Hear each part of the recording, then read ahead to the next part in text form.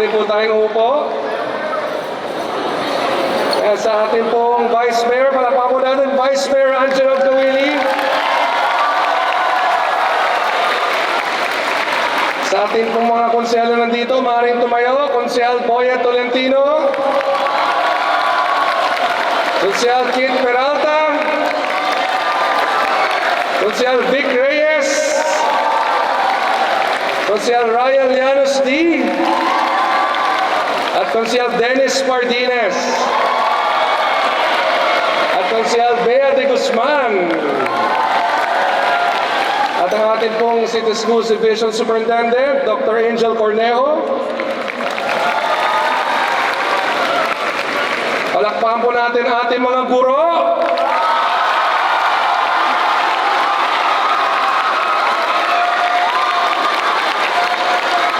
At mga punong guro. At siyempre mga minamahal kong kabataan, palakpakan natin ang ating mga magulang.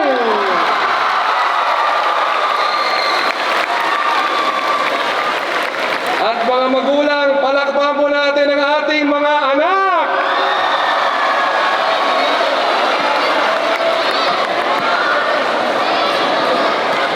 Yan, sa inyo pong lahat, isang magandang gabi po. At pagamat alas 7 na ho ng gabi, nandito pa rin si Mayor Francis Zamora, energized pa rin upang humarap sa inyo.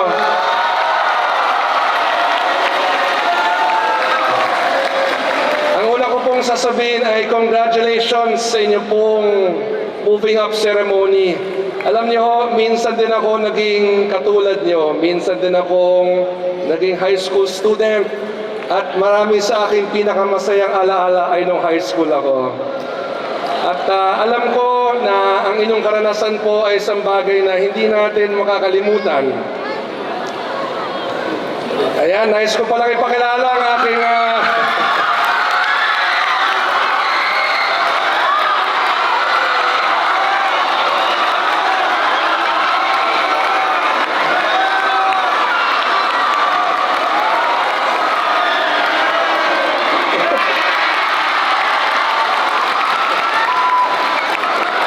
nais ko ipakilala ang aking anak na si Rocco Zamora.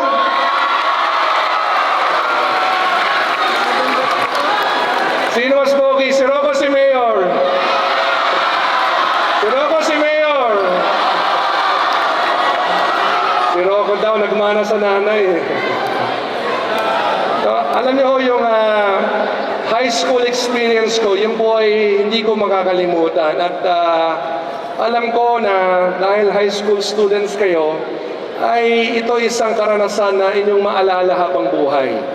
At naalala ko rin po nung ako'y naging kasing edad ninyo. Naalala ko rin nung si Rocco ay naging kasing edad ninyo. Sadyang napakabilis ho ng panahon sapagkat yung dating baby ko ho, ang baby namin ng aking asawa na si Kelly na si Amanda, this year will already turn 25 years old. Hindi na siya baby. Hindi na rin dalaga. Medyo tumatanda na. Si Rocco naman, nag-21 years old na, magtatapos na ng college.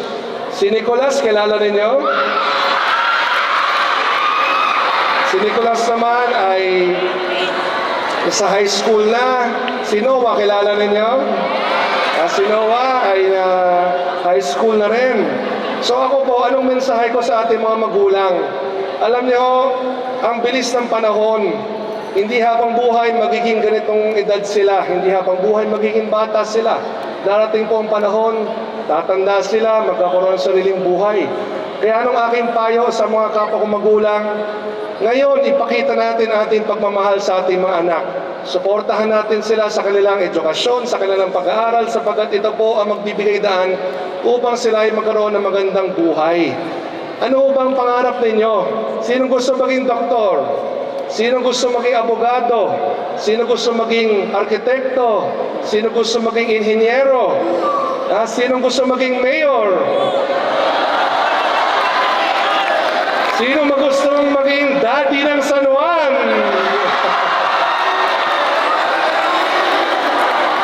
Tandaan po ninyo, ano man man ang inyong pangarap sa buhay, iyong makakamit, basta kayo ay mag-aral ng mabuti. At ang inyong pamanulusod ng San Juan, ang inyong makabagong San Juan Administration, ginagawa ang lahat para sa inyo. Meron kayong libreng customized rubber shoes, meron kayong libreng uniforme, meron kayong libreng uniforms, PE uniforms, school uniforms, meron kayong libreng go bags, meron kayong tablets, meron kayong internet sa paaralan at sa inyong tahanan, meron kayong 55-inch smart TVs. At siya nga pala, dahil kayo ay grade 10, mag-grade 11 na. Next school year, aabutan nyo yung version 2 ng sapatos natin. So by next school year, to all our dear parents and students, mamamahagi tayo ng pangalawang set ng sapatos natin at mga uniforme at mga bagong tablets para sa inyo. At kasalukuyan din pong ginagawa natin makabagong San Juan Sports Center which will be finished by end of 2027. Magkakaroon yan ng 6-lane, 25-meter swimming pool. Magkakaroon po yan ng facilities for all other sports including a basketball and volleyball stadium. At syempre, tayo po ay patuloy na nagtatayo ng mga silid-aralan sa ating mga paaralan upang dumating ang panahon na maging single shift na lang po ang ating pagpasok sa ating mga eskwela dito po sa ating lungsod. At nais kong ipaalam sa inyo, lalo-lalo na dun sa mga nagsumikap for grade 10, sa lahat ng nagtapos with honors,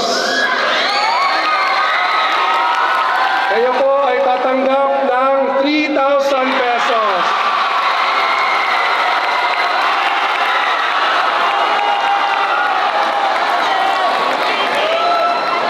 Sa lahat na nagtapos with high honors,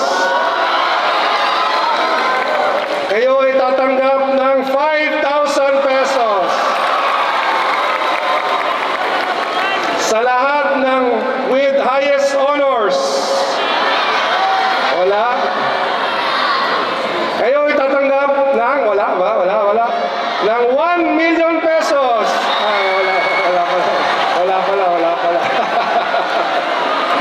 E de, kung meron man, 7,000 pesos po yun.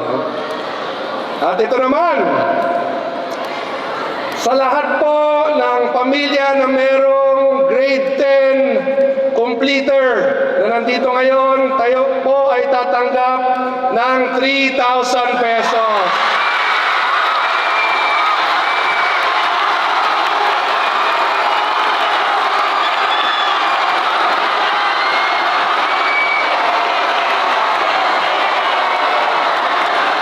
So, yan po ay para sa lahat sa inyo. Meron man kayo honors o wala, you will receive 3,000 pesos.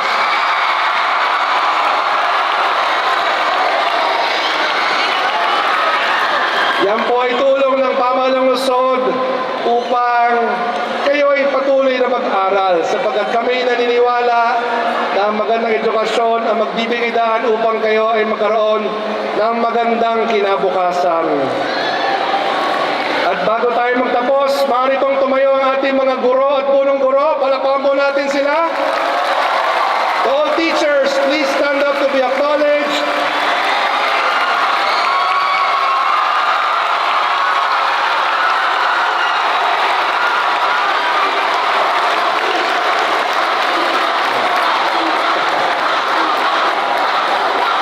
Mababait ba yun ang mga guro? Mapagmahal ba? Mapag-aruga ba? O mga guro, mahal na mahal kayo ng mga mag-aaral natin. O, lakas ang palakpak para sa inyo. Mga mag-aaral, ang lahat ng inyong mga guro ay tatanggap din ng 3,000 pesos.